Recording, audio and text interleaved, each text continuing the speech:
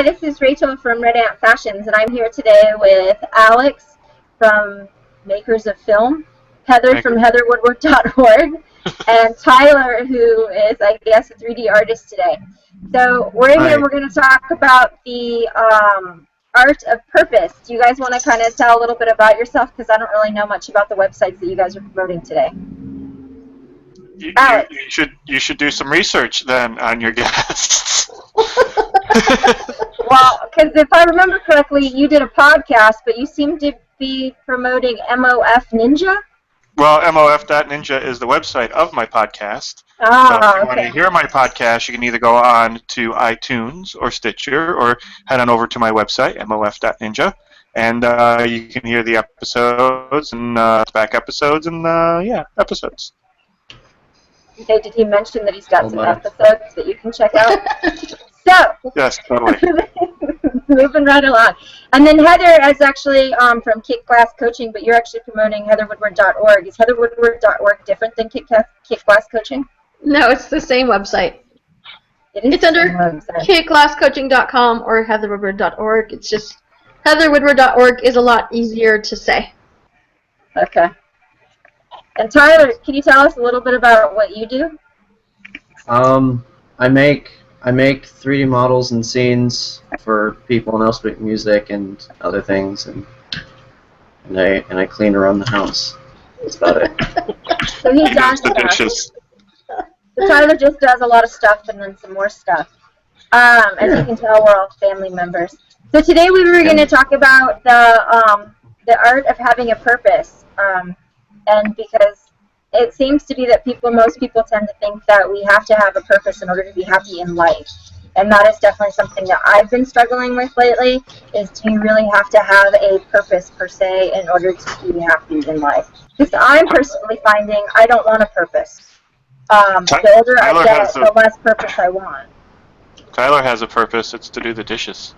Oh, no, stop it.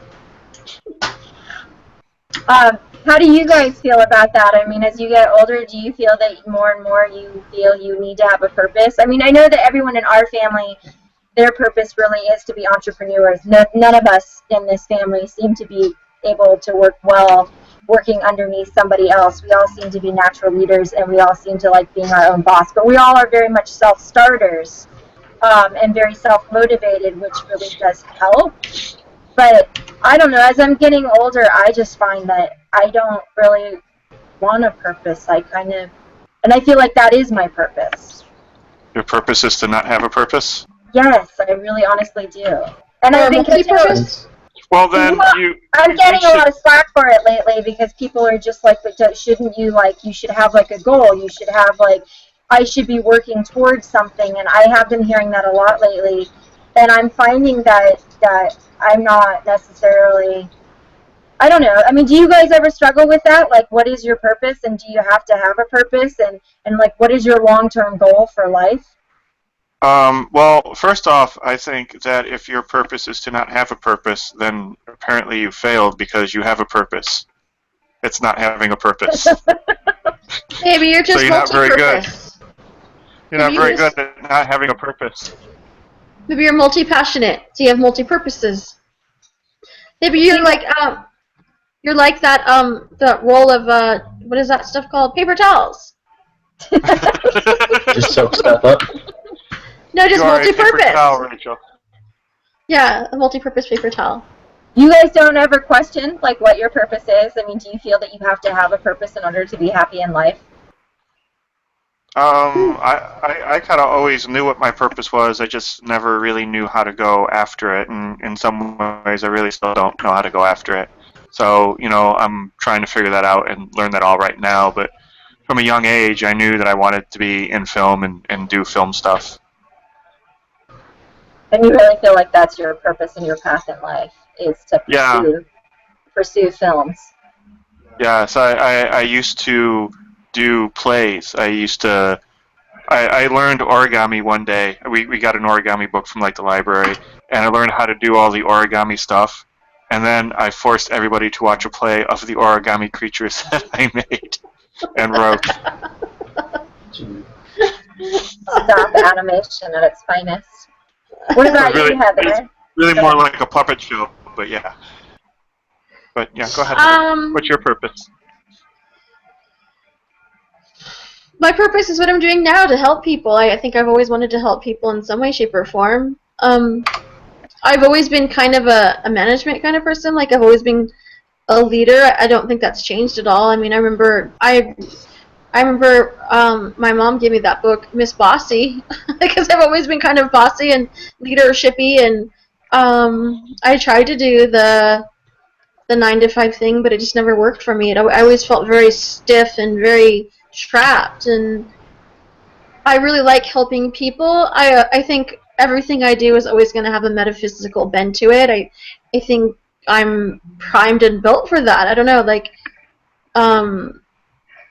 everything that I do always has kind of a psychic, metaphysical, esoteric flavor. No matter, if I try not to, it still comes out. So I've just sort of accepted it and said, okay, I'll just make a lot of money at it. It's easier.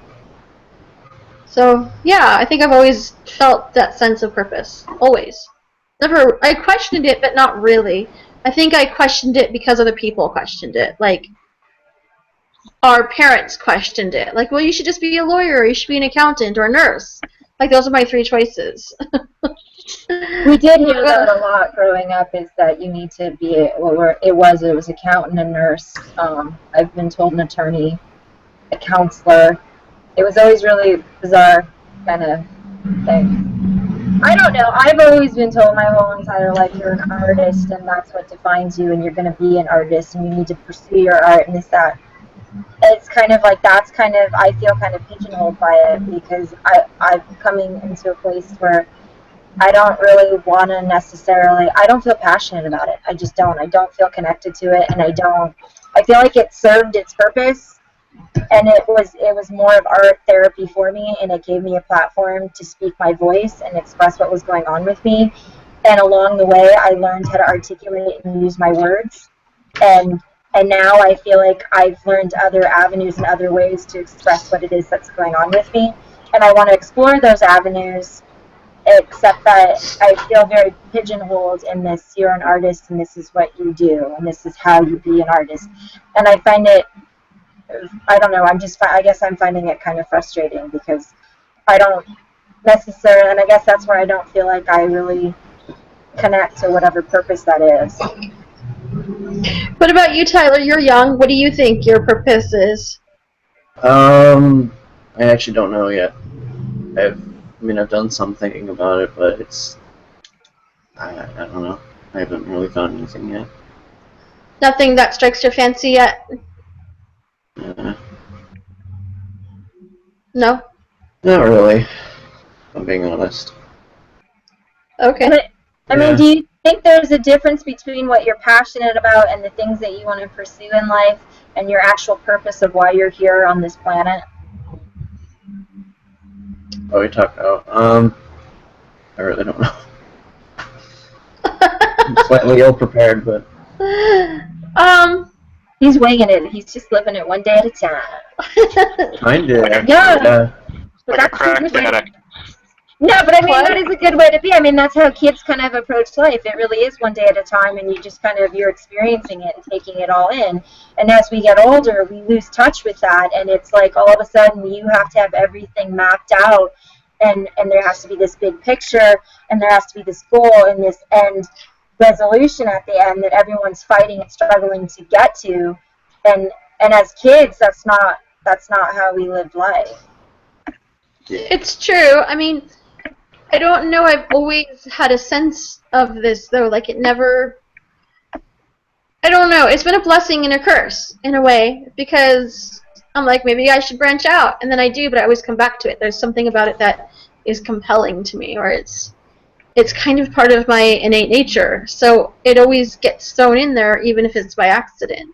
So, I don't know. I've always been really purpose-driven, though. I mean, even as a kid, I've been purpose-driven. Everything always had to have, like, a reason or a purpose to it. But I think like that, too. So, it's different. I think going back to your question, though, is your passion and your purpose the same thing. They don't really necessarily have to be, but I think at some point they're going to merge. You might be passionate about kids being homeless and you want to help them. So, if you're into movies and you do a movie about that, if you're, an artist and you do pictures or still photography of that. If you're a coach, then you're going to probably go out and either donate to them or help coach homeless kids and help them get off the street. So not necessarily what you're passionate about and what your purpose is will always be the same thing, but there are many chances or opportunities for those two things to intersect and for you to feel, fulfilled on both sides of that. Yeah, I mean, I'm passionate about serial killers. It doesn't mean I'm going to become one. You know what I mean? Or it doesn't mean that I'm going to... I'm not sure about that, Heather. I think in that aspect, your passion and your interest might just collide one day. I don't think so. It'll be one of those days Tyler doesn't I'm too lazy. No, well, because I'm curious, because some people really do feel like they're wandering this planet without a purpose, and I know that I hear it a lot when I talk to people. They're trying to find their purpose, and they're trying to find the reason of why they're here, and they don't really feel connected to anything that they're doing, and it's almost like they're walking around half asleep, and you hear that phrase, you're just, people, it's kind of this rat race, and most people aren't awake. They're just going through the grind without this purpose, and yet I'm definitely at a point in my life where I feel like I'm trying not to have a purpose. Well, do you feel unsettled by that, or is that really just your frame of mind? Because I think when people say I don't have a purpose and they're sleepwalking, they really do have a purpose. They're just too scared to actually admit it. And you're saying just the opposite. You're saying I'm not scared to admit it, I just don't really want one. I don't think there's anything wrong with that. I think that's free and liberating. I think you can do whatever you want. Then you can recreate yourself as many times as you want. I think there's something very interesting about that. There's no pigeonholing there. There's no... The sky's the limit, pretty much. Well, I think also that some people confuse the fact that you get to choose or you want to choose what your purpose is. Sometimes I think that gets chosen for you. It's like they say some people are born of greatness, some people have greatness thrusted upon them. That just because, you don't feel like you have a purpose doesn't mean that one doesn't come along eventually and present itself to you. And that could be something from just being somebody who works in a much larger organization and, doing your part to make sure that the whole machine runs well, or being the guy who slowly climbs that ladder, or woman, whatever, who slowly climbs that ladder and becomes the head of said company and decides in what direction it goes. So just because you don't have purpose at the time doesn't mean it won't present itself eventually. And also apparently there is a difference between purpose and porpoise, and I'm not really sure what it is though. It's the letters. I had a porpoise once, and apparently you can't have those in the city limits. And I was just all like, but I was just looking for a porpoise in life, but the cops wouldn't hear it. So I got a ticket for that. Oh my. Yeah, I don't know, and it's I don't even know what to say to that. I don't know how you follow that. Thank you. Good night. Drop the mic. Bonk. From now on, Kia will be taking over. Well, no, Kia. Yes, that was Kia. She's got a purpose. Meatballs. Well, no, dogs seem to really, they don't really have much stress. They kind of go through, I don't know. I guess for myself, I don't like the idea that I do feel, and I guess I shouldn't say that I'm being because nobody can really do anything to me, but I am allowing this feeling to come over me because I'm hearing it a lot. Because I I want to go out and have adventures and do other things in my life, and I do feel like I'm at a point in my life where I don't have things eyeing me down, and I'm not quite sure why I'm in such a rush to continue trying to create a space to tie me down. It's kind of like all I want to do is fly. And so I guess in that case, that's kind of why, what are you doing, Alex? Very distracting. It's kind of creepy, I'm not going to lie. And I guess that's where I don't know. I kind of, the whole idea of having a purpose, I guess that is what I kind of feel my purpose is to not really have a definition of that, and to be able to go out and experience life and share my stories in whatever modalities and be okay with that. And it doesn't have to be in this pigeonhole box of you're a textile artist. Why do you have to be an artist? I mean, artists can just be a passion. Maybe you're just a passionate person, so you express through art. I mean, there's nothing wrong with that. No, I definitely agree with you. And that's kind of, I think, what I'm struggling with, or what I'm going through right now. I'm trying to figure that out. Yeah, I mean, I don't know. I'm sure there's other people that struggle with this. I can't be the only person on this planet that's having this dilemma in life. No, I mean... No, just you. Only you. I don't think I'm that special. So I don't struggle with my purpose, per se, but I do struggle with how far do I want to take it. Okay. You know, I struggle with where do I want to go with it. That's what I struggle with more than anything, is just this is what I want to do. Now how far does this go? You know, how...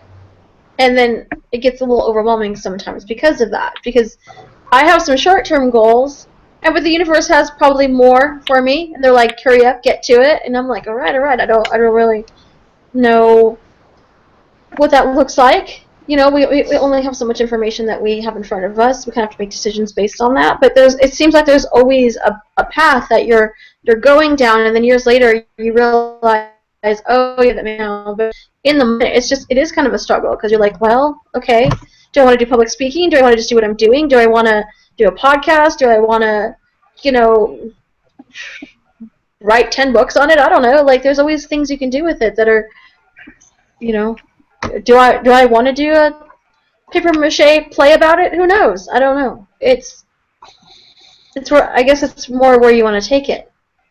Which direction you want to? Yeah, which direction you want to go, because you can do so many things when you have a purpose. You know, it's you know what you're going to talk about, and you know why. It's just, how does that look? You know, it could be anything really. What does that look like? Yeah. And why, and where, and how, and you know, I don't know.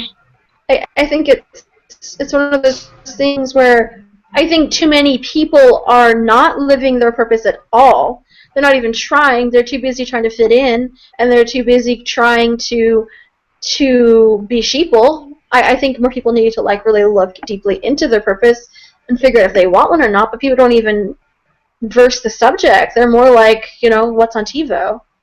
I don't know. That part frustrates me, I think, because there's so many brilliant people out there that could be doing such interesting things, and you know, they're not. They're just not, because they don't feel like they should. Yeah, that is a common thing. Most people do want to. I would say a majority of the masses they're looking for love, and they're looking for their purpose through other people, and I definitely experience that a lot with the people that I counsel and people that I deal with all the time. I hear that all the time, that's really what people feel like their purpose is to find someone to actually love them, or to find the one. And I hear that all the time. Is this my soulmate? And it seems like that's more what drives people in their lives as far For real, as true lives. purpose. Yeah, they want somebody to validate and save them. They don't want to really actually live their life. And that to me is interesting, because I mean, as a young girl, I can see that, but then you get older and you start, I don't know, I don't really define who I am through other people, so it does feel a little bit foreign, but I hear it all the time, and it's actually very common, and it's not just women, I hear men say it all the time. It's just like they just want someone to love and to love them back. And it seems like finding their soulmate is their purpose. And so many people are searching for that. And that seems, but that's the end all. And then what happens when you do find somebody? Yeah, then what? To be with? Then what do you do? And that's exactly. And then what do you do with that? And I hear it all the time, and it trips me out because I'm like, okay, what if you do find that person? What then? But it just seems like they spend the majority of their time trying to fit somebody in that box and in that shape, and they want to force it to make it. And once they get someone, all they want to do is shift and shape it into something that looks like this idea that's in their head that may or may not be real. But it doesn't seem like beyond that they're looking for anything else, I guess. Well, it's something I've always talked about before. It's the natural order of things, and you get told this all the time, and our parents are told this, and our grandparents were told this. It's, you know, you go to school, and then when you're done with school, well, now what? Well, now you get a job. So you go and you get a job, and then, you know, you get a job and you make that yearly phone call, and you're like, okay, I have a job, now what? Now, you know, date somebody, find somebody. Okay, now what? Now get married. Okay, and then you go back and you do that phone call, and then you're like, now what? Start a family, you know? And nobody ever says along the way, what do you want to do? You know, they always say this is the natural order of things. You go to school, you get a job, you get a wife or a husband, and you get married, and then, you know, you work your 9 to 5 for your 30 years, and then you retire. And then what? You pop out a bunch of kids along the way. And then you pop out a bunch of kids along the way, yes. So it's like, you know, it goes back to purpose finding you. You don't know what you want to do with your life, so you think another person's going to figure it out for you. So you latch onto that other person, and hopefully having children, making house, you know, their dad giving you a job, your dad giving you a job, somebody finding you a job, or you finding a job on your own, that's going to make you complete. And to some people, maybe it does. Maybe that's their purpose in life, again, to be that cog in the machine, to make sure the machine runs well. And it's like, but nobody ever says, you know, what do you want to do? Nobody ever says, you know, go to school, get a degree, and then, you know, what do you want to do from here? What do you want to do? And that's the kind of the question we need to ask ourselves. What do we want to do? You know, we shouldn't be asking somebody else, what do I do now? You know, unless it has something to do with the computer, then always you're going to have to ask somebody, what do I do now? Because those things are very complicated. Yeah, but yeah, what you just said sounds so boring to me. That sounds like a death sentence to me. Like what you just described, I was literally going, if that is how my life is supposed to turn out, whoo, just slit my wrist now, because that's like the most boring thing ever. Yeah, but look at what 90% of the population. You talk about, you know, the slave race, and you talk about like the RF positive and negative bloods, and this, that, and the other. RF is something else. Those are radio frequencies. Apparently, yeah. I'm the only one picking up on those. With my purpose in life, but it's you. I forgot where I was going with that because you had to. Yeah, you talk about the slave race and everything, and how the Rh negative blood type is like 12% of the entire world's population. So, you know, if you look at it that way, 90% of the world's population, or 88% of the world's population, is probably pretty happy with the scenario that I came up with: getting married, getting a job, getting kids, you know, being retired, and that's fine for them. And then there's that 10% who can't do that. I can't do that. I can't do an office job really to save my life. I feel like I want to blow my brains out. And so I have to figure out something to do either in my spare time or full time that isn't office related. So there's those people, even in the Matrix, they say this in the movie The Matrix, that there's people who are going to reject what the Matrix is, just because they know deep down in their bones that this isn't right. There are those that are going to just keep their nose to the grindstone and do what they're told and do what they need to do, and there's going to be others who are going to question it. So the artists, the philosophers, the scientists, the thinkers, whatever, Oppenheimer, Einstein, Hitchcock, Socrates. All these guys were that 10% that looked at the world and questioned it. Will. So there's going to be those people who there's going to be those people like Willie who just can't be quiet. Yeah. who aren't going to like that kind of life, and they're the ones who are going to need to find a different kind of purpose. Whether it's math, whether it's philosophy, whether it's film, whether it's paintings, no matter what it is, there's going to be those people who enjoy the structure of a 9-to-5 life, and there's going to be those that can't handle that. I get depressed. I get super, super depressed. For me, it's like taking a winged animal and clipping its wings and sticking it in a cage. Me too. And that's how I begin to feel. I can do a corporate job for about 12 months before I get bored, and I will literally create chaos in my own personal life so that I have to leave because I can't do it. It literally, I get depressed and just feel like I really feel like you're squishing me and trying to shove me in a box that I don't fit in. Oh no, I did the same thing when I was working the corporate jobs, when I was working in call centers. Every 6 months, out of the 8 years that I did it, I would have a manager come up to me and ask me, "Are you doing whatever it is that I was doing?" And I'd be like, "Yeah." And they're like, "You can't do that here." They're like, "Consider this your warning or whatever. If you continue to do it, we'll have to take disciplinary actions or whatever." So I would stop doing that, whatever little mischiefy thing I was doing, and then I would find something else to do. So they were always coming up to me every 6 months telling me, "You can't do this," but it was never the same thing and never anything I could get fired for. So it was my little rebellious streak, if you will, that made life in an office more tolerable. I think we were... Go ahead. Sorry. Go ahead. I've lost my train of thought. I was thinking about something and then I lost it. What were You should get a Never notebook. mind, go ahead. I know I need a notebook, but it'll come back to me. Go ahead. I just don't think that I know that all of us in our family, we were all raised, everyone in our family was entrepreneurs, and even though, like, Mom had a normal job at one point, and I know Dad did as well, but it was just like everyone always had side jobs and side projects and art projects going on, and we were raised around people that did that. And so it did seem very, very natural, but I think, I don't know, I just don't think that I'm built for that kind of I like structure and I like stability, but for some reason working the grind like that, I don't thrive. I literally Whose dog is that? That's Joe. Joe is a miniature poodle, and we're babysitting him while his parents are out of town. Oh, Hi, Joe. He's very, very cute. He's very cute. He's adorable. Joseph, come here. Hi.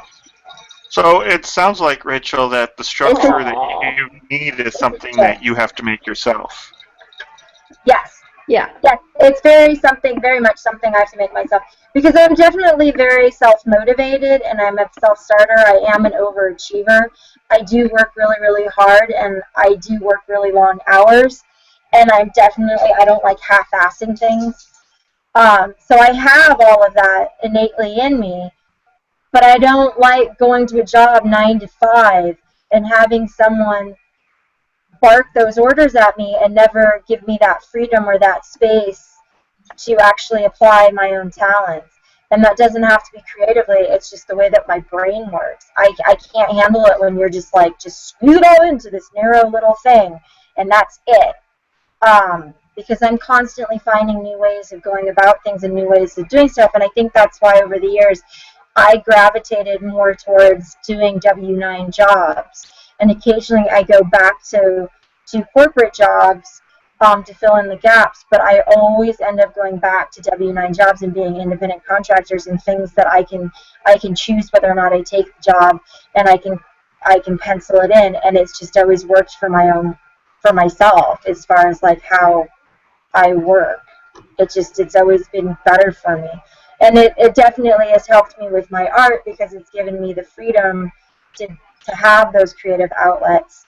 But it's just, I don't know, with my personality, the more you try to, and it's same in relationships, the more you try to control me and get me to conform in a certain way, the harder it is for me, because there's that natural resistance inside of me.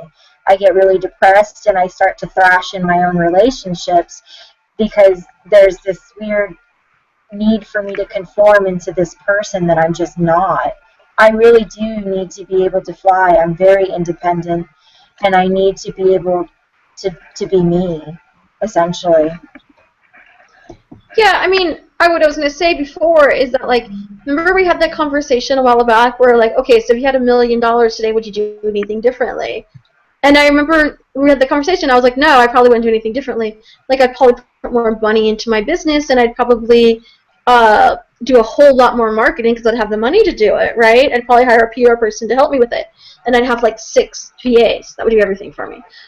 That I could delegate stuff to, but I wouldn't do anything different. Like, it wouldn't change my profession. I'd probably travel more. That's about it. Like, there's not a lot of changes that would be made. And I think that's when you really get comfortable with you know, your purpose, or when you get really comfortable with who you are, whether you have a purpose or not. You don't, when you think of having more money, you just think of doing more of what you're doing. You don't think of, oh, I would totally change my whole life. Like, you ask people, well, if I give you $1 million now, what would you do? Like, oh, the first thing I do is quit my job. You know, they don't, you know, I hear that all the time, right? Yeah, no, actually, that's actually very true. They literally would quit their job and they would do something else with their lives. Probably get divorced. I bet you anything. They'll get divorced. That's the second thing that I hear all the time. Well, I would leave my wife. I'm always like, that's so funny. Or I leave my husband. That's the worst time, because then you have to give them half of that money. Right. But, you know, that's... But they feel like that. They really do feel like that finances actually buys their freedom. Right. It buys their freedoms to things that they're actually attached to that they don't want to be attached to, and they really feel like they're shackled to it, and there's a difference to an attachment and being shackled, and that's what's so interesting is most people really feel like they're being shackled to their lives. I hear it all the time. Yeah, I mean, the other thing, too, is, like, people say, oh, I can't wait till I retire. The idea of retirement, to me, it's I don't even understand it, because I'm like, why would I want to stop doing what I'm doing now? I love what I'm doing now. Maybe I'll do it in a different way, but I love helping people. I love coaching people. I love talking about psychic development. I love practicing it. I love going out and looking at esoteric things and, you know, doing all that kind of stuff. I'll never probably stop looking at UFO stuff. I mean, this is me. So why at 60 would I be like, oh, now I have to quit that and now I'll start living my life? And I guess that's what's really interesting to me, because I was just talking to Sarah, our sister, about that, because I was just like, you know, most people literally, they spend their whole entire lives being enslaved to getting all of these things, to get a house, to get a car, to get this perfect life and all of these things around them so that they can retire when they're 60 so that they can actually start living their life. And that's what I've honestly been finding in my travels in the last year or so. What I've been finding is I feel like people aren't living. It's like they're all waiting, and I guess I notice it more and more, especially the more I try to connect with our dad, for instance. He's not living his life, and I'm noticing more and more the people that I talk to and the people that I do counsel, no one's really living. They're all waiting. Everyone's waiting for something to happen, waiting for retirement, waiting for their soulmate to come into their life, waiting so that they can quit their job, waiting to get the big payoff so that they can do something different. But nobody's really living in the moment and being present in their life.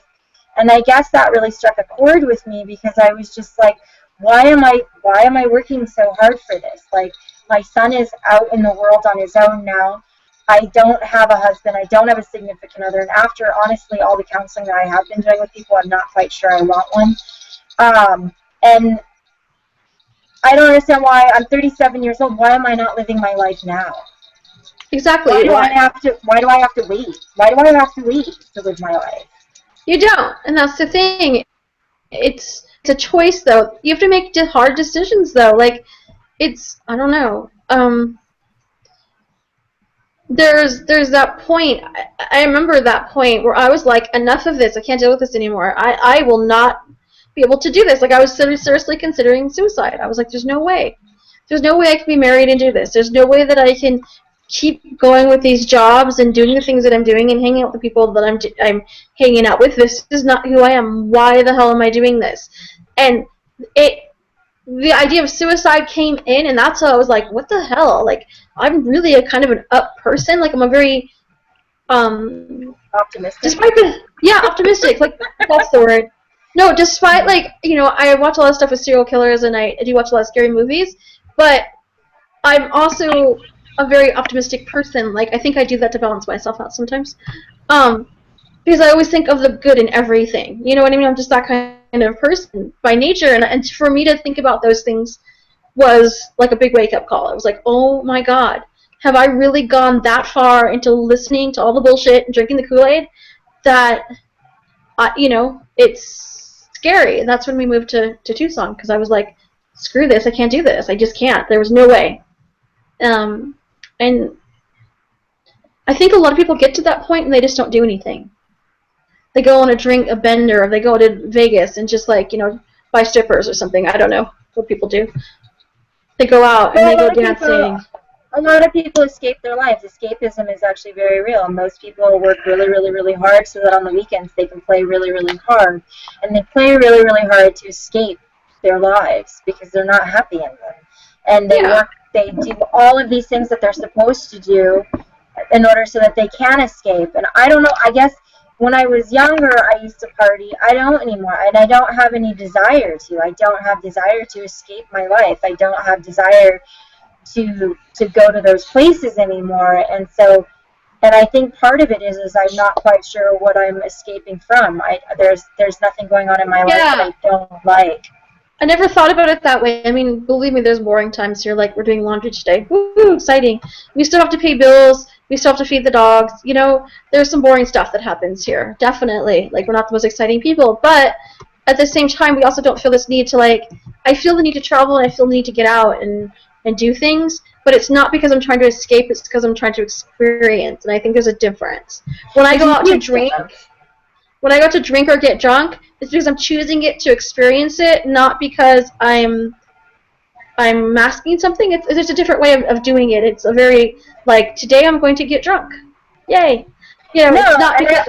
I totally identify with that. The last time I got drunk was a couple months ago at Fair, and it was literally to get trashed. I had no reason behind it other than I haven't done this in a long time, and I just want to let go, and I just don't care. There was really no purpose. It wasn't like I was trying to escape, and it wasn't like anything. It was just old habits. It was just like, woo, I just want to get drunk. That's my purpose. Yeah, let's just do this. Yeah, it'll be fun. It'll be interesting. It's more for the experience, not for the whatever. Because the next morning is always like, wow, yay. Why did I need to do that? I don't know. I don't know. What do you think, Tyler and Alex? You're being quiet. I was letting you guys talk.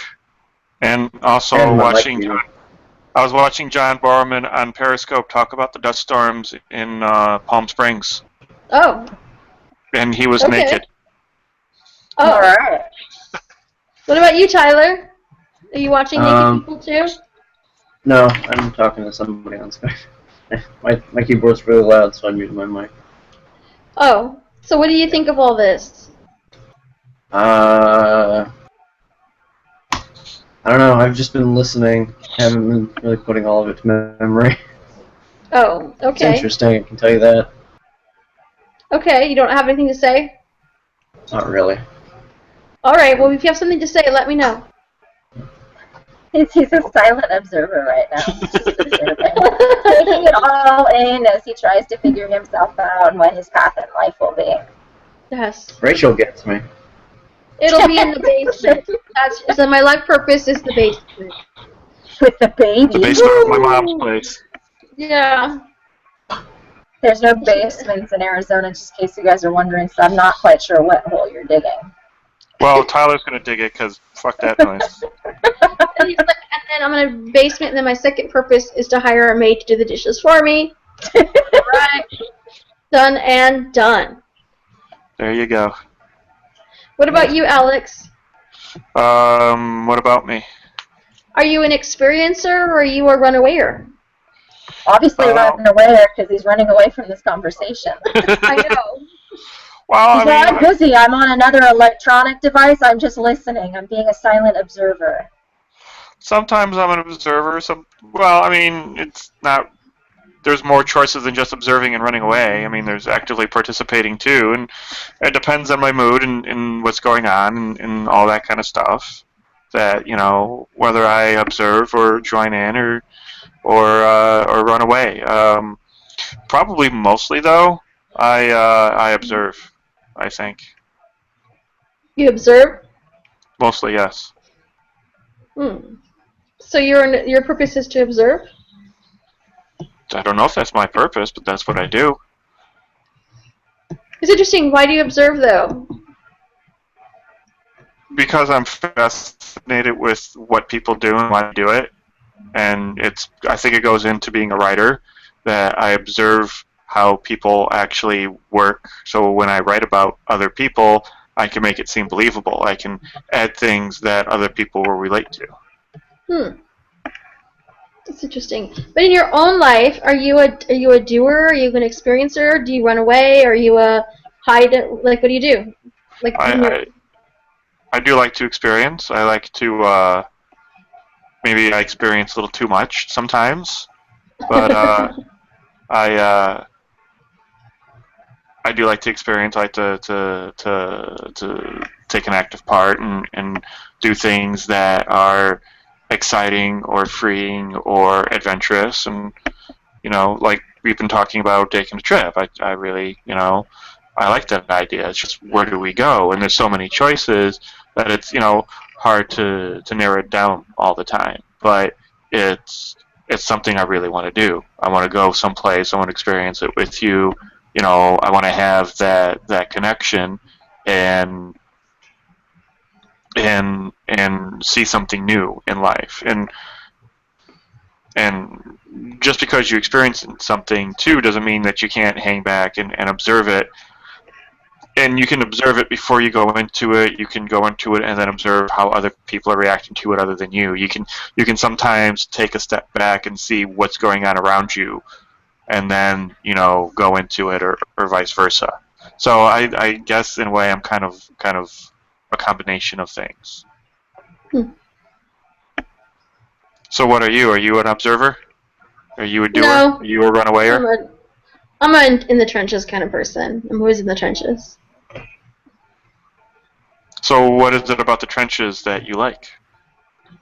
I like the movement of it. I like the kinetic feeling of it. I like when you're actually, like, that's why I love production work. I love production work. Like, I'm really good in behind the scenes. It's not because I don't want to be seen. It's because I like the adventure of trying to put something together to see if it works or not.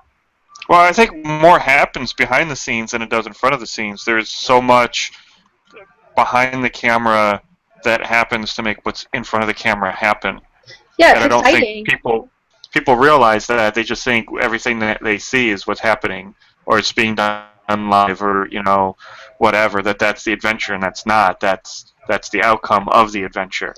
Right, Is I like getting those being in the actors to adventure. do what you want. Yeah. I like the highs and lows too. I get a little addicted to it. I mean, I think that's why I like coaching too, is because it's a very high-low. It's a very dramatic thing. You get into the trenches with people, and they start really dismantling their life, and it's very like, ooh, what's next?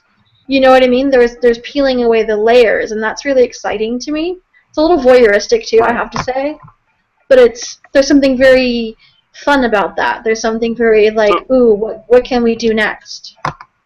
So then there's some observation that also goes on. There is observation, yes. Yes, it's active observation, though, I think. So, yeah. I would call it active observation. TM. Okay. You can call it whatever you like. It's still observation. What about you, Rachel? I don't know. I definitely like peeling back the layers of people. I like to understand why they are. I like deconstructing them. I don't like coaching. I'll just be honest. I really like. I do a lot of self work on myself, so I really like peeling back the layers. I like connecting the dots. I like unraveling things and then finding where they connect, and then find the missing links, and then reconnect it somewhere else. I like doing all of that stuff.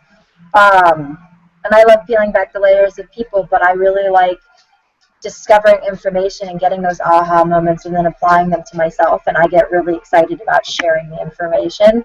But that's as far as it goes. It's like I don't like reading people more than once. I honestly don't. That is one of the biggest realizations that I've come to. I would like to read. I like reading people, but I like reading them once, give them the information, and then they can go do whatever they need to do with it.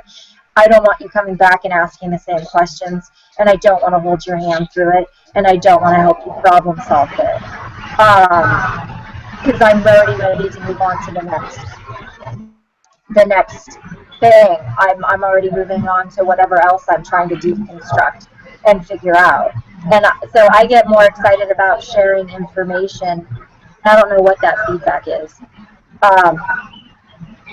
But I get more excited about sharing information and putting it out there than I do actually counseling one-on-one where they're constantly coming back. I guess that's where I get frustrated. For me, it's frustrating. So, Well, Yeah. I feel And the that- same way when I'm doing rides and I pick up like the same person, even if it's not in the same night. It's if I pick up the same person, I'm like, I'm already bored with you. I've already talked to you. I know whether or not you're from. And I identify with that. It's like I totally identify with what you're saying because I have been there, and you're just like, I've already talked to you. I've already figured you out. Like, get out of my car. Yeah, and then there's so many people. There are so many people that are like, oh, well, why don't you give me your number and I'll call you anytime I need a ride. And I'm like, yeah, that's not how the system works. So like, I don't really want you calling me. I don't want to give you another ride. Our time here is done. You do, well, because you do. It's like I went on a ride with you, and now I'm done. You got off the ride, now get in fucking line and call somebody else. It loses the sense of adventure of having someone else come in and sharing that, having that exchange, and having that adventure between two people. And I feel like coaching is the same way, and same way with reading. I love sharing information. I love that exchange that happens. It's super exciting to me, and I totally feed off of it. But then once I've had it with you, I want to move on to someone else. I don't want repeat callers. I don't want repeat clients. And I know that sounds weird, but I don't. And that's how I really knew that, like, I would be a terrible coach. Yeah, you have to talk to the same people a lot, once a week. I get frustrated because even the people I counsel now, I mean, they call me literally almost every night, and I have callers that spend a lot of money on me, and I get frustrated because I'm like, oh, it's you again.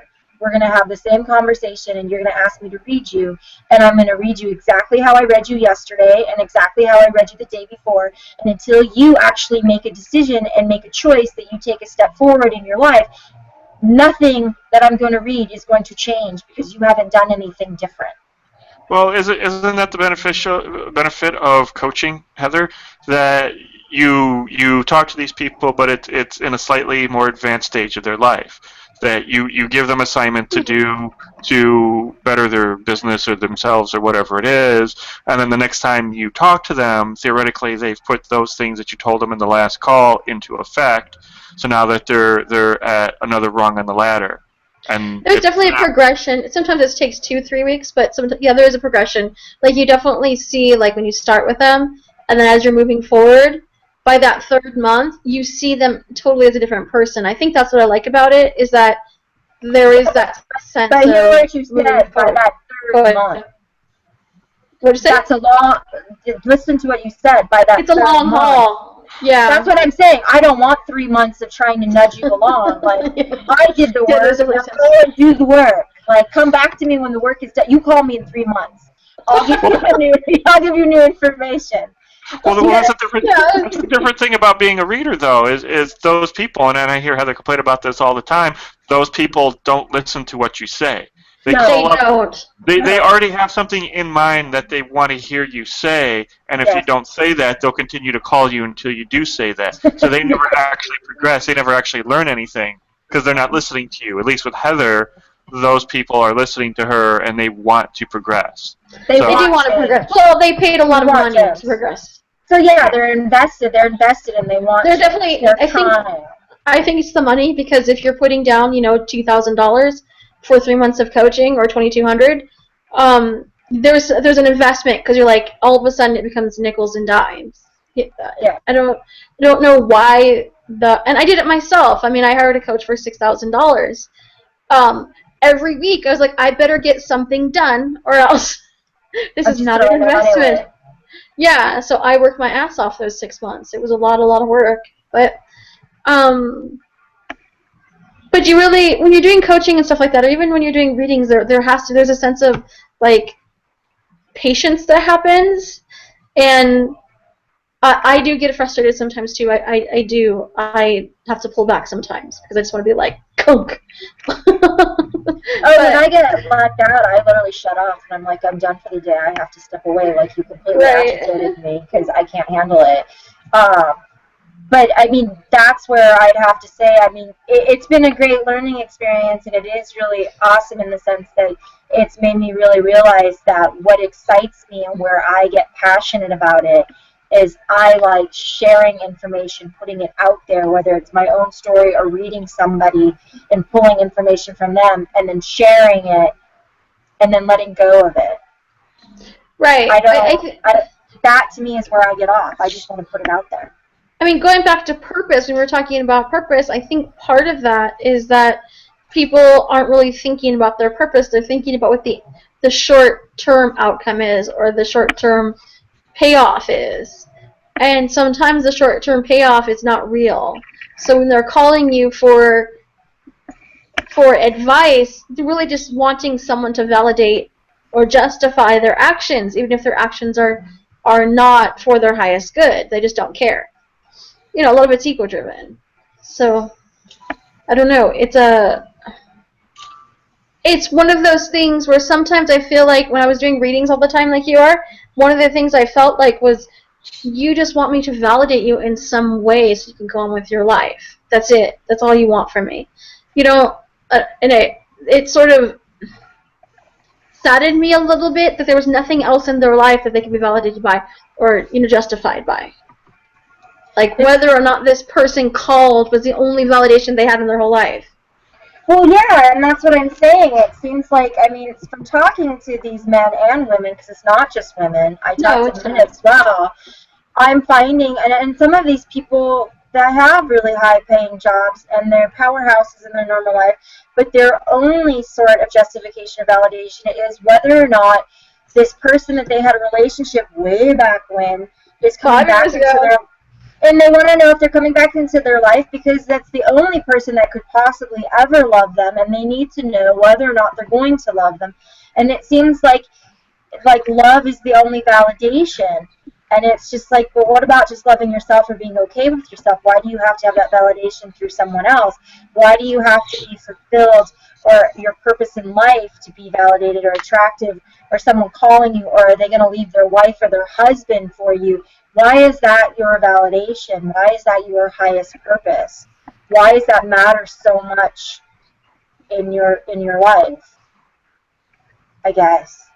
And when you're younger, I get it, because younger people obsess, and it is very ego-driven. But as you get older and you're talking to these people, you're just like, but haven't you found anything else in your life along the way? Like, haven't you ever settled into your own skin? And well, I don't think people settle into their skin. I mean, get really honest about that. People don't like settling into their skin. People don't like looking at themselves. I mean, I hate to call you out a little bit, Alex, but sometimes we have sometimes I feel like we have very one-sided conversations. Like today in the afternoon in the car, I asked him a bunch of questions. He's like, I don't know, I haven't thought about that. And it was like, okay. You know, people don't like to dig. He'll dig when he has to, but it's not the forefront of his mind. You know what I mean? Feel free to. No, not you ask questions. You ask questions that I haven't thought about, and then you immediately want a response or an answer to them, and sometimes I have to think about it. Yeah. Sometimes I don't. Just because I do something doesn't mean I understand why I do it or I know the motivation behind doing it. Sometimes something is just automatic, or it's habit. And I'm not saying that it's a good habit or a bad habit. I'm just saying that, I haven't really thought too much into it. And then you say, well, why do you do that? And to me, it doesn't seem strange that I do it because it's something I've always done. And then you question it, and then I'm like, is that really that strange? You know, why do you question that? It's not strange. I just want to know what the motivation is. Like, I think that's a bad. I don't think it's a bad habit of mine, but it's definitely a habit of mine. Is I always want to know what the motivation is behind something. So even myself, I'm like, why am I doing this? Like, what's the motivation? What am I trying to get out of it? My brain just goes there, like, automatically. So if you ask me, why do you do that? I'll say, here, I'll give you the backstory. I have 10 reasons why. I'm actually the same way. I've actually put thought into why I do the things I do, why the little idiosyncrasies and the bizarre behaviors that I have. I actually put thought into them. But I've noticed a lot of people don't. That's actually very common. Most people don't know why they do what they do, or what their triggers are, or why they behave the way that they do. They have no clue. And it's usually when you do ask them, it's well because you did something else. It never ever comes back to them. I can see how some people will use that as an excuse. Well, you do this, so I do this. They don't realize that there is that pattern of you do something, I do something, back and forth, all the way back to whatever started it all. So it's like when you look at strife in the Middle East. Well, why is there strife in the Middle East? Well, because these people on this side did something. Well, why did they do that? Well, it's because somebody on this side did something. And it goes back and forth, and it's hard to get down to that first thing that happened. And sometimes it's just something that's really dumb that nobody ever gave any real thought to. That is just something that, is a habit forming, that if somebody were to say right off the bat, hey, why did you do that? I don't know. This is what I do. Well, that upsets me for these reasons. Oh, I'm sorry. And then you kind of change that. But, also sometimes something happens and we let it go, and then it festers, and then we don't ever say, and, I understand why Heather asked me what my motivations are. I don't always know what the motivations are, but, I understand why she asked me that. And it's fine, and it's a good thing, because then we can, if something happens that upsets her that I do, or vice versa, something that she does that upsets me, we can talk about it, and we can say, why do you do that? Well, that upsets me, and this is why, and then you have to decide whether that's something that's you inherently, or if that's something that, is a learned behavior that you can change. Basically, you can figure out what motivation is. Yeah. The motivation. What's the motivation for it? Because sometimes it's just hardwired. Sometimes it's hardwired, and some people do have motivation behind it, but it's not even on a conscious level. Sometimes people literally, things trigger them, and they're not even conscious that it's being triggered, and so that's the motivation, and they have no idea what it is. Sometimes I just want to say, like when I'm talking to people, not my clients, but other people, when I'm actually like sitting in a room with somebody, sometimes I just want to like cut to the chase. What do you want? Like, you're telling me the story, you're justifying it. What do you want? Just tell me what you want. Do you want me to validate you? Do you want me to nod my head? What do you want from me? Like, why are you going on and on about it? Just get to the point. Yeah. There's a sense of, just give me your motivation.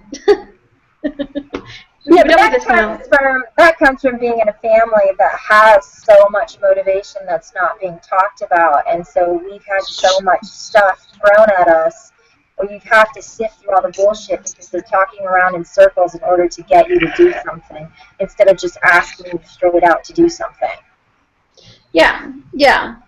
And you do end up becoming very direct and very blunt.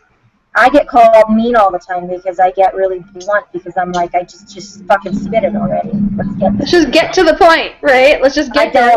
I don't want to sidestep. I don't want to watch you dance in circles around me forever. I have shit to do. Get to the point. I'll give you an answer and let's move on. Right. Exactly. Well, it's one of those things. It's kind of what society has made a platitude now, that you don't just come up to somebody and say, hey, because I've done this before. I've directly asked somebody, like somebody I've had a class with who has a number to somebody else they need the number for. And I haven't talked to person A in a long time, and I'll text them and be all like, hey, do you have, person B's phone number? And then they'll say something like, "Oh, hi, nice to talk to you too." And I'm like, "Oh yeah, that's right. Pleasantries. Hi, how you doing?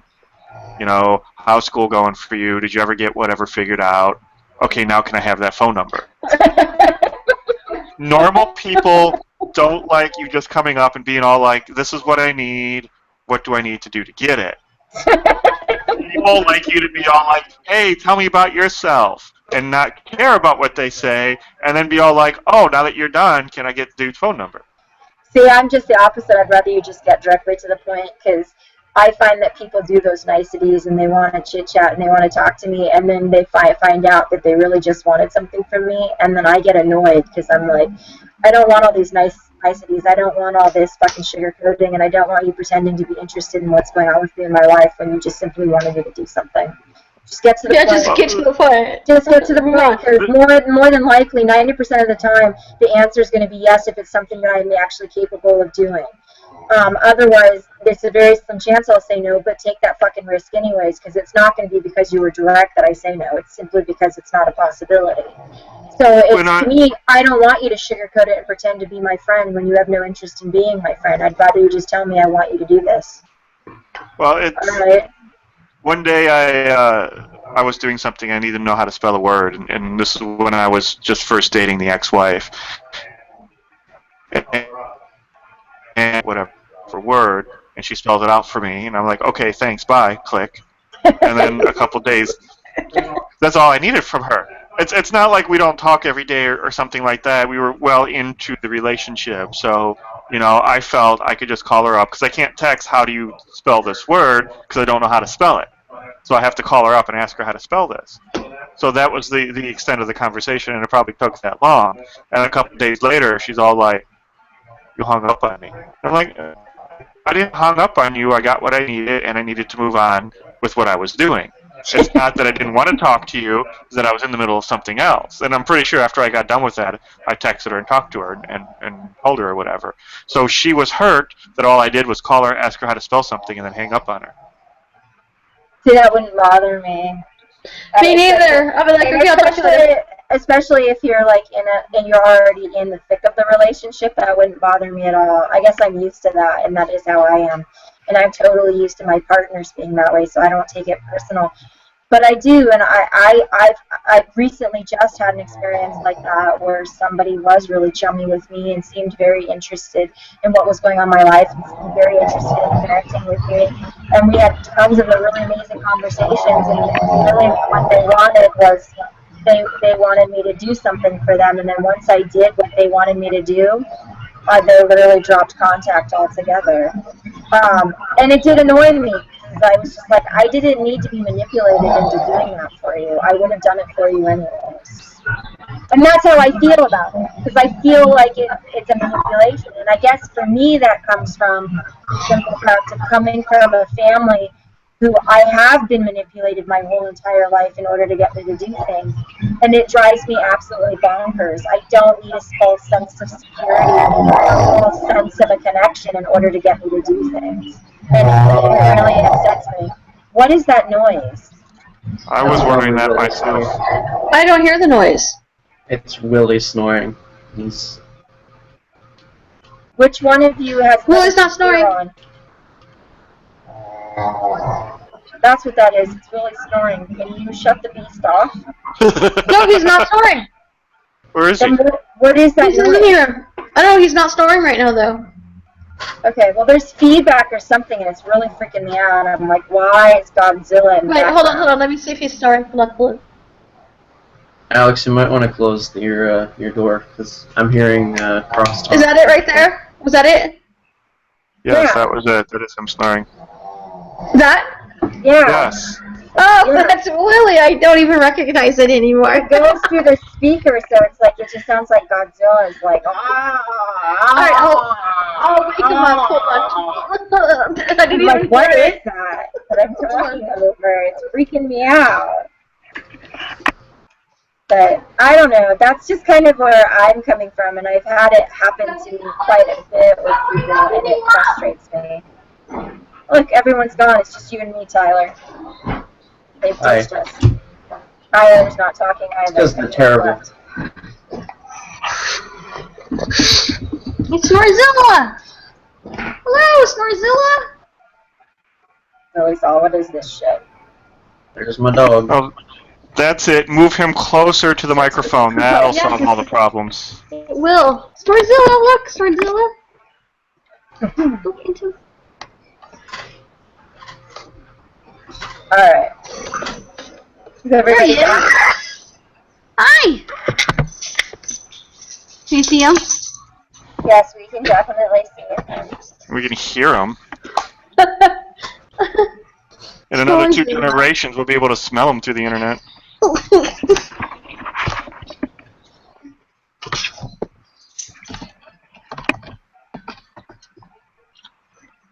There he is. That's Willie. Quick, put a mustache on him. I know, right? Say hi! Say hello! He's going, why is he picking up? Why did you hide? I know, right? It looks all stupid right now. Yeah, because you just woke him up, Are poor we little back guy. on? He got a bath. He went to the spa. They had a spa day, you know. Alright, now Heather's in an echo, so...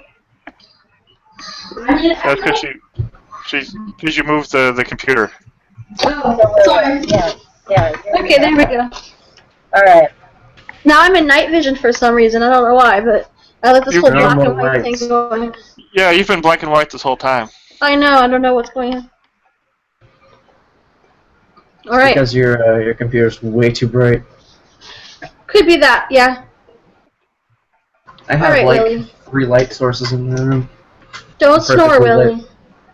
No snoring for Willie. Okay. So, I don't know. That was kind of what I was basically saying, is that for me, I don't like the feeling, I guess, of people throwing niceties at me when there's an underlying reason what they want. I feel like it doesn't feel real. I was reading an article. I like to read articles about marketing.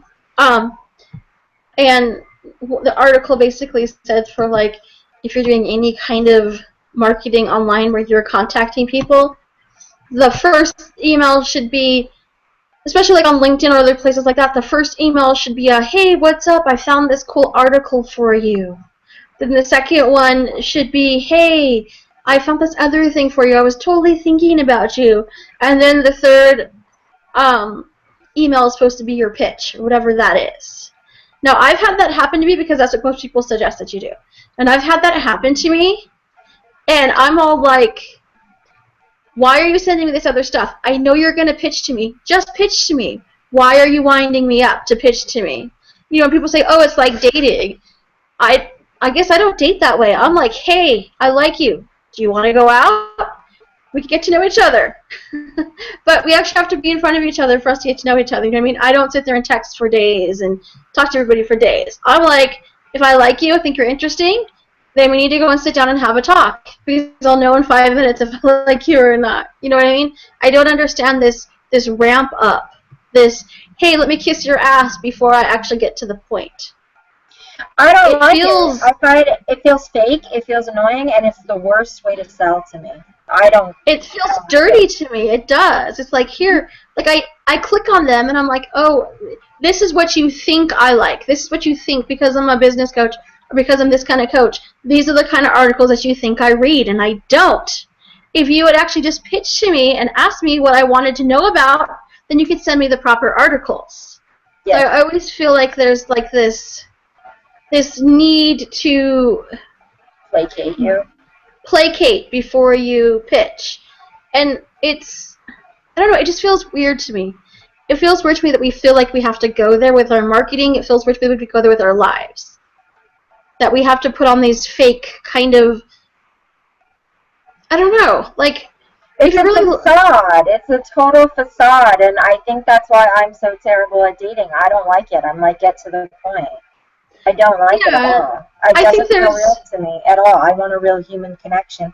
Even if you're selling me something, I am probably the easiest person to sell something to me. And if you come from an honest place and a sincere place, and you're actually real with me, you can sell me just about anything. But you have to be very direct about it. You have to come from that place of being real about it.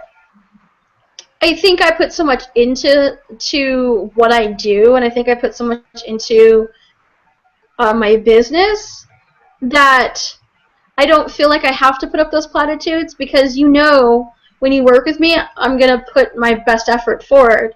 You know what I mean? And I'm going to really care about you. It comes across. So I don't feel like I have to necessarily kind of try to, reel you in, because there's no point to me. Well, I'm going to that, but it's not even true to who they are. That's the other thing. It never comes across like that's who they truly are. See, it's like you get this false sense of who they are in order to get to know who they truly are. And that's what I don't like. I want to know from the beginning who you are. I want to get a real sense of whether or not I'm going to want to work with you, whether or not I'm going to want to date you, whether or not I even want to talk to you. Because, they always say, especially with marketing and stuff, it's always about creating connections, and absolutely it is. But you can't create connections by placating people. That's not how you create connections. You create connections by actually being real with them and finding out, being real with them and figuring out what they need and then giving that to them. That's how you create connections. That's how you create connections with in life. It's okay, Willie.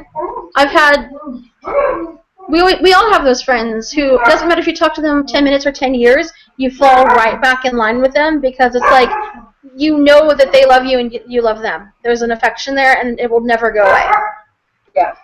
That's how I kind of think about when I think about marketing, when I think about my business or what I'm doing. Like, once you're in my sphere of influence, once you're in that circle, you never leave. You may go on to do other things. You may go on to be with other people, but that doesn't mean that I don't stop thinking about you. You know what I mean? It's just a different way of thinking about things, I think. Well, absolutely, because they do go off and they have their experiences out in the world, and then they show back up into your life years later, and you do fall right back where you left off. Mm-hmm. Because that connection is still raw and it's still real. They're still who they are, and you still are who you are. They've just come to a different point in their life. And that is where the real connections happen. They don't have to be in the immediate circle 24/7 in order to keep that connection alive with you. And that's because they're not putting up a facade. They are truly who they are. And that friendship becomes really real. So it's different.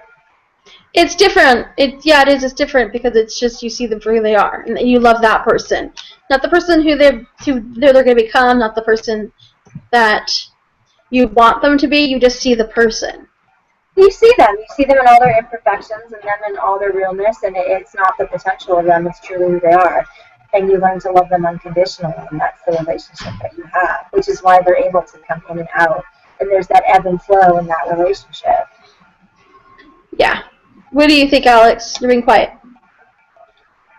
Ebbs and flows. I always say that. That's all you have to say. There's something, I think there's dog spit on my computer. I don't know if I want to know if the rescue run. He was, there you go. Okay. What were you saying? That's the risk you run when you involve the willies. Yeah, I know. There you go. Okay, much better. But how are you with stuff like that? Good. I'm sorry, I was messing with something on the thing. What exactly were you referring to?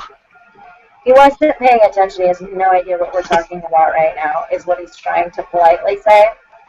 I'm trying to politely say what we're talking about. So he can't really interject. What did you say, Ty? Because he doesn't know. What, Steve and I've forgotten what we're talking about. Just the ebb and flows of people and people actually being real and authentic connections that we have with people versus connections. And I think even in marketing and even in sales, still, I think in the core of who we are, I do think that we want those real connections. I think we want authentic connections. And I think that I don't feel that we should have to manipulate people or put on a facade or placate them in order to get them to do what we want them to do or to have the connections that we have to have, especially when it's the idea of what Heather was saying, where it's like you have to placate them 3 or 4 times before you can actually get to the fucking point of what it is that you want, whether it's a connection or to sell them something or to communicate with you. It's just like... Well, outside of your family, have you met anybody actually like that? Who you don't have to placate, who doesn't placate you? Yes, actually. Yeah, absolutely. And those are people that I've known since childhood and live all over the countryside, and doesn't matter how many years have gone by, I can show up on their door and they will welcome me in, and I can literally pick up right where I left off. Yeah, we've both They just love me for who I am, and I love them for who they are. And I definitely know people that are like that. Well, I'm not saying that. I'm not saying that people who don't like you for. I think that our family is definitely much more abrupt. At least us girls are.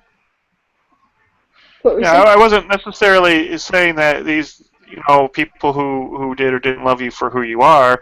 I'm just saying that it's people who you don't have to go through the platitude bullshit stuff with. Do you know people like that you can just get to the point with, who aren't insulted or who aren't? Yeah. You. That's why we lasted so long. It's true, though. My downfall. Think about our first date, though. There was no, like... When I told you that it was cute that you had an opinion, but you were wrong? Yes. I knew you were winding me up, but there was no, like, so, how are you doing? It was like, all right, let's get down to brass tacks. There was none of that bullshit. Yeah, but I didn't go there to have sex with you. I went there to have a conversation with you. And the conversation then determined whether I would have sex with you or not. Right. That's what I'm talking about, though. It was pretty straightforward. Yeah. There was no, so. Yeah. What's your mom do for a living? How many brothers and sisters do you have? All that stupid stuff. Like, who cares? If I like you, I'm going to fuck you. If I don't... Why are you asking me these questions? I think that it's one thing if you're actually genuinely interested. If you're genuinely interested, what makes someone tick, and whether or not they have siblings, and where they fall in the family, and what's the dynamic, and who are you? Genuinely, who are you? What are you about? I actually want to take interest in what makes you who you are, because those experiences might not define you, but they help shape you, and I want to know more about you and what makes you tick. There's that versus... I'm just asking you these questions because it makes you feel good, and I have no really interest, but I'm hoping that if I say them right, you're going to take your panties off. Right. Well, I save the questions about your family when there's a lull in the conversation, or if we're not connecting, then I pull that stuff out. Because then I have nothing else to talk to you about. So it was the fact that I didn't have to dip into that well. Family conversations aren't necessarily a first date topic. You should be asking them about them and trying to find connections between the two of you. Yeah. I think the first few dates, I don't think you should be jumping into family history the first few dates, because I know for myself on first dates, when people start diving in that deep about my family and stuff and wanting to know. Or my favorite is when people ask me on a first date if I've been married and want to know the dynamic. They really want, they want history in my marriage. I'm not comfortable talking about it, mostly because it's so far removed from me that I don't even identify with that time, and most people don't even know that I was ever married or who Derek is. So I don't talk about it in general, and don't bring my baggage in about that into the relationship, because I don't consider it my baggage. But it makes me feel uncomfortable when they want to dive into it that deeply the first date, because I'm just like, yeah. Well, I don't even revisit it. There's only one thing that I will dive into that is very important, that in somebody's background, that I have to know before we go on with anything else, and that's whether you're a Star Trek or a Star Wars fan. And then once we get over that hump, that's when we can actually progress as either friends or more than friends, whatever it is. Because if you pick the wrong one, then there will just be the exit interview with the courtesy amount of sex, and then I won't ever talk to you again. What was the question? Because you froze. I like that there's courtesy sex at the very end of the exit interview. There's that, and I have to exit stage left, but just out of courtesy, I'll fuck you. It's cool. Well, I mean, some people are into those platitudes. He's like, I don't want you to walk away feeling disappointed that I don't like you, so I'm gonna go ahead and take one for the team and have sex with you. But don't call me. Don't call me. This is I'll your call you. constellation This is your constellation prize for playing. Exactly. What was the question, though? The question was whether you're into Star Wars or Star Trek. Oh. It defines what pile you go into. It does.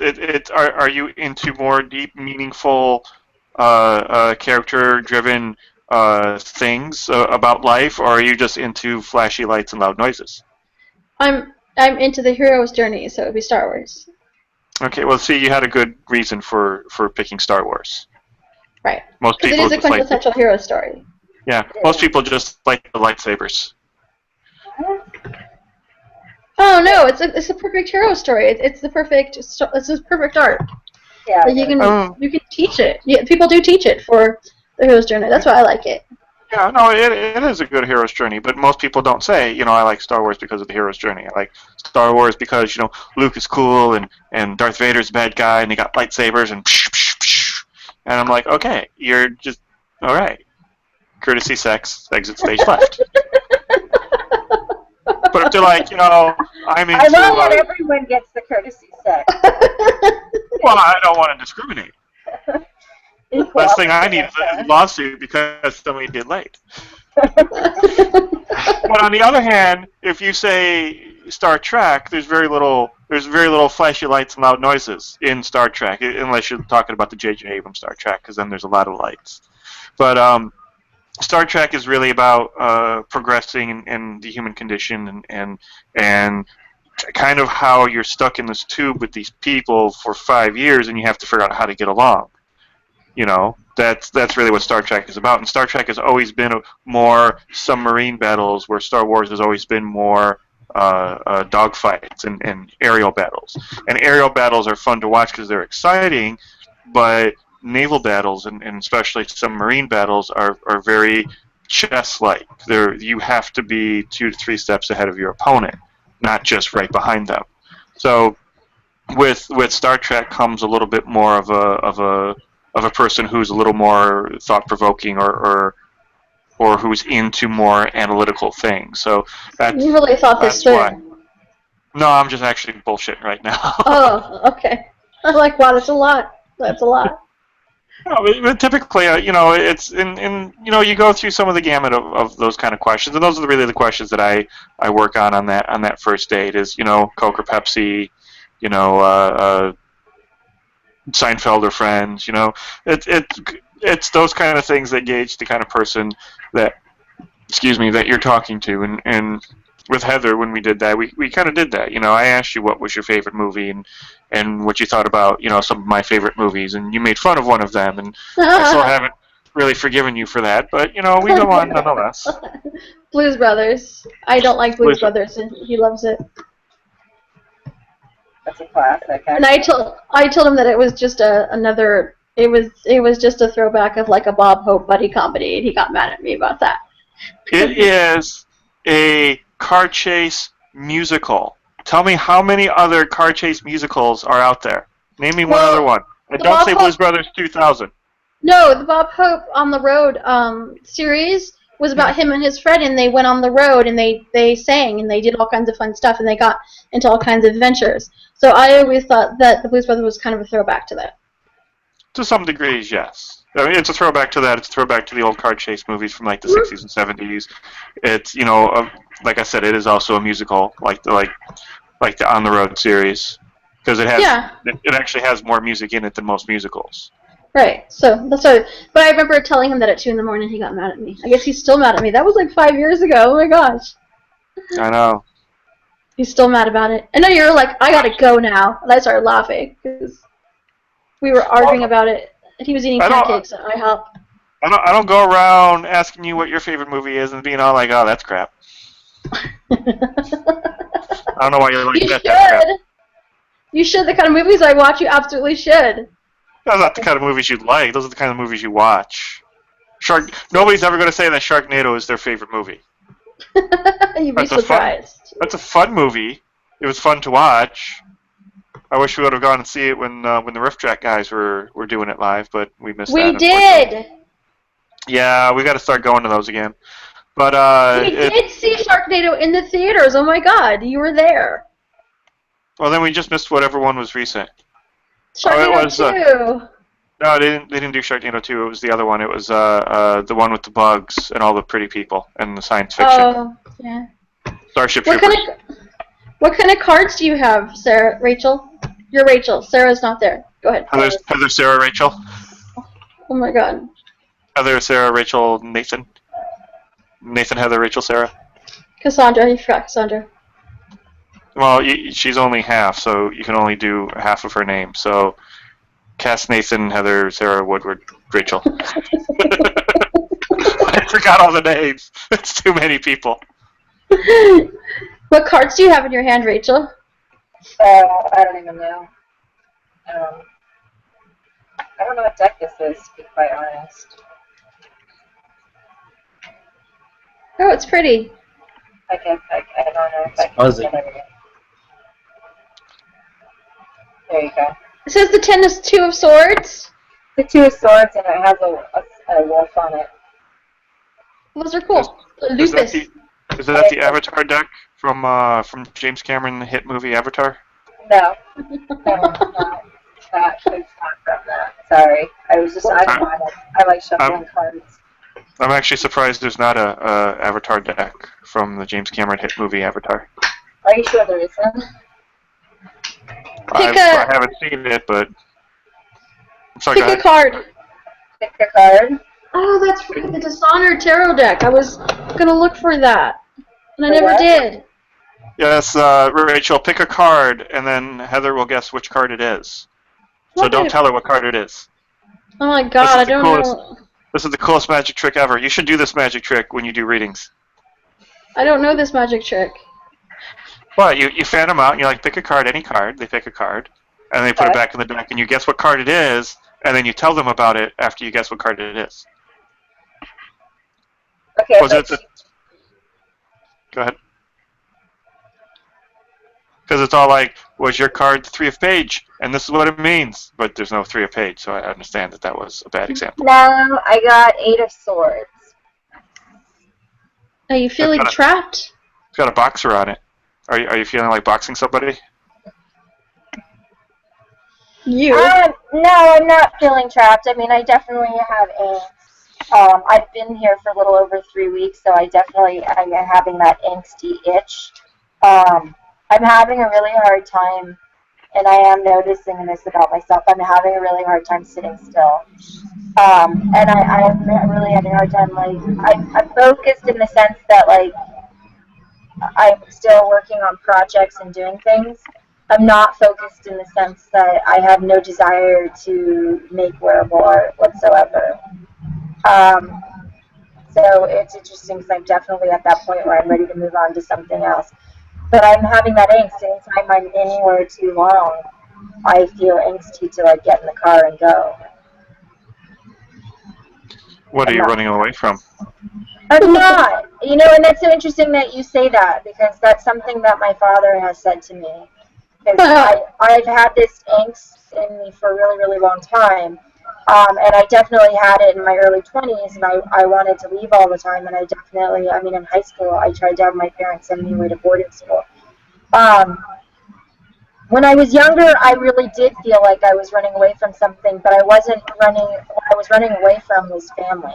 I really was running away from my parents. I really was running away from my family.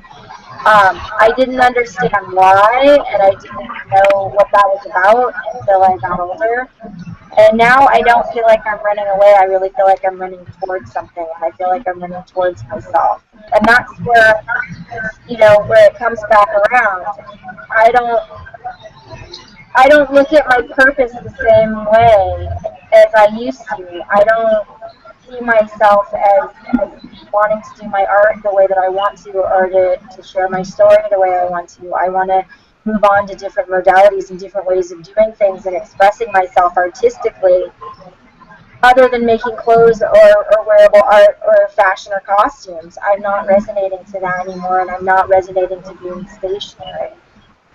Heather, are you watching something on your phone? I'm looking at the Dishonored Tarot deck. I'm listening though. I know, but every time you put your phone up like that, we get weird feedback. Oh, sorry. It sounds like something's playing on it. No, Yeah. I was looking at the Dishonored Tarot deck. And she keeps popping up, and you're like, what is she doing? She's playing video games. She's so woo! I'm done with you people. Wait, there we go. So you're very No, it interested. wasn't that. I was. See, No, Dishonored it's Tarot worth deck. it. I was looking at it. Yeah. But I mean, Yeah, I was I seeing how much it was. I guess that's where I am feeling angsty. But I don't feel like, the woman that gave me a reading the other day when I had my astrology chart done, she said it, and she was like, I don't think you're running away. I think you're running towards yourself. And I do feel like that. I do feel like every time I go out and I come back, I feel like it's almost like my answers come, and I really do feel like there's things that I let go of, and I find resolutions about things, and I find clarity every time that I go out and I change. And the thing is that I'm not just changing my environment. I'm changing the scenery, and I really do feel like I come back 10 times stronger because I find the answers that I'm looking for. So I don't necessarily feel like I'm running away, but I do feel angsty. Well, you say So, you say that before you were running away from your family. yeah. Now every time you feel angsty, you go towards your family, and then you still feel angsty. Do you think maybe you should be going in a different direction? No, I don't think that I'm feeling angsty because I'm near my parents. I feel like whatever it was that I was doing here, I feel done. I Okay. feel that very, very clear. I woke up this morning actually feeling like that, and I was like, there's no purpose for me being here anymore. Like, I'm done being here. I'm ready to move on to something else. I really am ready to move on to something else. It has nothing to do with my family or Sarah I'm having a blast with Sarah. I'm totally connecting with her, and it's been totally fun. I do feel like even though my connection with Dad here was bizarre and unsettling, in a weird way, there was a certain sense of closure and clarity, if that makes sense, through that experience, because it was the first time seeing Dad in the way that I encountered him escalating and getting into that crazy mode that we all know he goes into. He's always been able to slam those buttons and push those buttons in me, so he always gets this emotional reaction out of me. So you don't notice how crazy the things that he's saying are or the behavior is because you're in an emotional state. So you can't rationalize everything that's coming at you because you're so busy defending yourself because he's got you in this emotional uproar. And this was the first time I've encountered it where he kept slamming the buttons, but the buttons weren't where he remembered them being because I've done so much self-work. So it was like I didn't have an emotional response. It was the first time I've ever seen it for the insanity that it is. And there was a weird clarity about it. Like, I feel very resolved about it in a weird, fucked up way. I don't know. Okay. So where do you feel like you need to go next? Oh, I definitely want to go back to Tucson, and I definitely feel like there's some things that I want to do in Tucson, and then I think I want to head up to the Midwest area and head that direction, and then after that I want to head over to the Northwest towards like Seattle, Montana, Portland, and those areas. So I definitely want to head one direction and then head back the other direction. There's certain places I want to stop, certain things I want to see, as well as there's certain people that I want to connect with and kind of reconnect with, I guess, and kind of just take it one day at a time. But I feel like whatever it was that pulled me here, I feel like I did it, I saw, I learned. There were certain things that I really came here, and I feel like I encountered them and saw what I needed to see, and I feel really resolved about it, and I'm at that point where I'm just like, I don't need to be here anymore. I got my answer. And it wasn't just my dad. I really feel like that several people that I saw, I was like, wow, that's the answer I've been looking for. Thank you. that was the closure that I needed. And We're I all really, done and done. Woo. yeah, because I really feel like I'm closing doors. It's you know, I say this a lot to some of the people that I read, but it's like it's kind of like when you go out shopping because you're going to rearrange your house, you kind of have to get rid of old furniture and old things and knickknacks that are cluttering up the space so that you can change the feng shui and bring new things in. And I feel like in order to bring new experiences and new people into your life, you kind of have to close doors and clean things out and make that room for new stuff to come in and new adventures and new perspectives and new people to come in, because it gets so cluttered with all these old emotions and old experiences that just kind of cling on to you, that we don't ever give ourselves the resolve in order to close those doors and to be done. And so we just perpetuate this pattern over and over again with all these new people, that we keep attracting the same kind of people, perpetuating that story. And I feel like I've been doing a lot of like, let's go revisit this, figure out what this is, and really look at it for what it is, and get that closure and shut the fucking door already, because I'm tired of seeing it. Yeah, I'm tired done of and done. repeating it. I don't know, does that make sense? And that's why I guess I feel like I'm not running away. Okay. If that's what you're going to believe. What do you think, Alex? I think that you can just go ahead and lie to yourself like that. That's fine.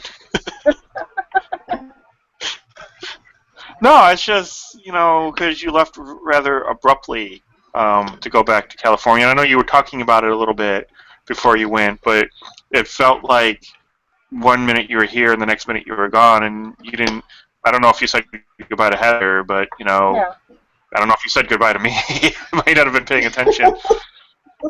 But it's like, you were here one minute and the next minute you were gone, and it's just like, it just happened so fast that I was wondering if it was something that you needed to do, or was something that you needed to get away from. Yeah, it was actually something that I needed to do. I actually woke up that morning and literally packed the car and was like, I need to go do this. And I did. I literally only told 2 people, and it was on my way here. Literally. I texted them and was like, I'm on my way there and I plan on seeing you. That was it. I didn't feel the urge to get away from anything. Like I said, it was just weird. I woke up in the morning and I was like, I have to go do this. This is itching at me, and it had been itching at me all week. And I was literally trying to ignore it. And I finally was like, fuck it. And I packed the car and left. But I do that. I don't know. I feel like Vegas right now is doing that to me. It feels like a weird itch. Yeah. And eventually you're just like, fuck it, I'm scratching it. I don't care. Like, I've been thinking the same thing about Boise. What? Is it because you like potatoes? Maybe. Yes. They must have the freshest, most succulent potatoes there. They do. They actually have a museum. And Alex will be like, oh, manna from heaven. Look at this potato farm. I'm rolling around in potatoes. We'll be making angels in the potato fields. Diving in like Scrooge McDuck into the tanks of potatoes. Yes. Oh my god, you guys are ridiculous.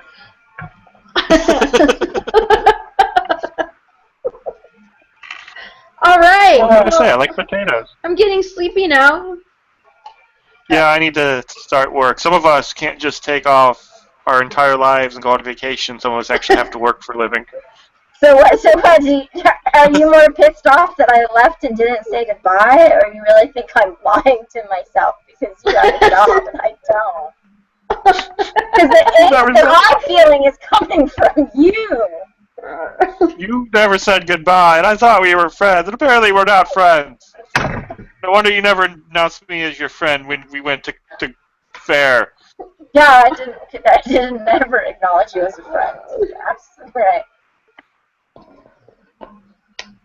You were all like, oh, this is my brother-in-law, and then you're like, oh, I just announced you like that because it's easier to explain. And then everybody was like, wait, I thought Sarah was gay. And then you had to explain the fact that you had another sister. So it wasn't any less of an explanation.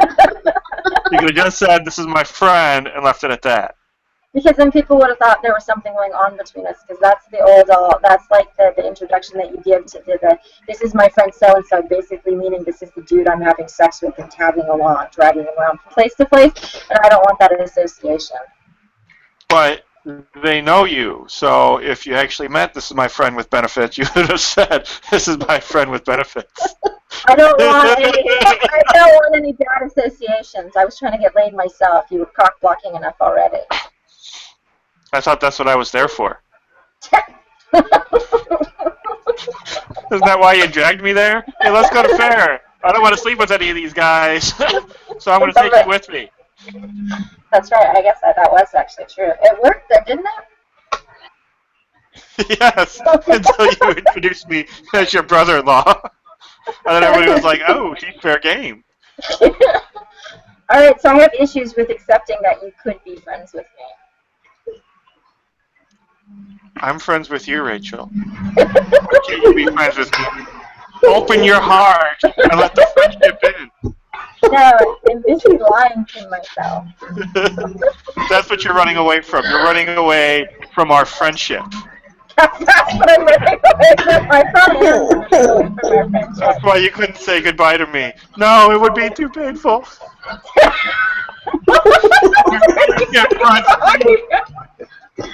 funny that you actually say that, because that's actually that's verbatim what my dad said to me was, when you're ready to start being honest with yourself, I'm ready to deal with you. And I was just like, I don't understand what you're saying. I'm being very direct about what I'm feeling. And he was like, no, actually, you're lying about how you're feeling. Because I can read people and I read energy. And I can read the energy coming off of you, and you're lying to yourself. And I was just like, what are you fucking talking about? He wants you to be lying to yourself. That's the energy. He's reading his own energy and wanting you to be lying about what you're doing. Well, that Because he doesn't That's what I said. Well, that was just kind of weird that Alex just said that, because I was just like, what? That's actually what Dad actually said to me, except he wasn't saying it, he was screaming it at me. And when I say screaming, I mean he was yanked onto the side of my car, and the scissor couldn't roll down the window. He had his hand in the window, and he was yelling. Like, you know how Dad gets? It looks like a gorilla beating its chest. And he was latched onto my car, screaming over Sarah. And I was just like, what are you talking about? He was just like, you're lying to yourself. And he just kept going on and on and on. And it was just like, okay, and that was when he called me a whore. And I was just like, I don't even understand what you're talking about at this point. But he was just like... It's like they reject much? It was uncanny. It was just weird when somebody asks you how you feel, and you're just like... And the thing was, the only thing I expressed of how I felt was, I repeated several times, you know, I'm sorry my tone offends you, and I'm not attacking you, and I'm not mad at you, and I don't hate you. And he was like, you knew! You're just lying to yourself, and when you're ready to come clean and be honest with yourself. And I was like, I'm not lying to you. And he's like, I know you're not lying to me, you're lying to you. And I was like, what the fuck? Like, no, see, what he was doing is because he couldn't push any of the buttons, or none of the buttons that he normally pushes on you worked. He went with the I will tell you how you feel. So he was all like... Yeah, he went with, oh, you're not lying to me, you're lying to yourself. He's trying to convince you that everything that you're thinking is wrong. So when you go home the next day, you're like, maybe everything I am thinking is wrong. It's just fucking weird, that's all I gotta say. But I did it in jest. I don't really think you're lying to yourself. And even if you are lying to yourself, that's something between you and you that you have to deal with. You have to sit down with yourself and get to the bottom of why you're lying to yourself. Maybe you need a break from yourself. Maybe I need a break from myself. If I could get away from myself, I probably would. But no, I honestly don't feel like I am lying to myself. That's just it. I do feel like I'm constantly questioning myself and constantly questioning my own motives, but I don't actually feel like I'm not being truthful to myself. And I think that's where my biggest problem with wanting to do nothing comes from is I'm like that is me being very sincere and very honest about the fact that I really just don't want to do anything, and I want that to be okay. Even if you're lying to yourself, you're doing it in a very self-aware way, so that you'll figure it out really quickly and course correct. I don't think you are, but if you are, that's probably what will happen. It'll just naturally correct itself. Yeah. Because So- you have the awareness part down. So What is what is that? what is that? Is that a what is that over there? Is that your knee? What are you talking What? about? Is that Butters? This right here? Yeah, that's your knee. Okay. That's my knee.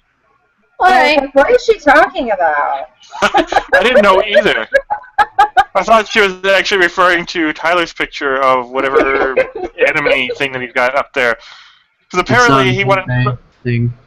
You so badly wanted to be a part of this, and then you just kind of, zoned out. I didn't zone out. My camera stopped working. And anytime you ask him anything, he goes, I don't know, I'm just observing. What is that noise? I don't know. I think It's we went Willie. back to Willie. He's already snoring again. I think we should be done now because I'm tired. Okay. Yeah, I Okay. need to work, so Alright.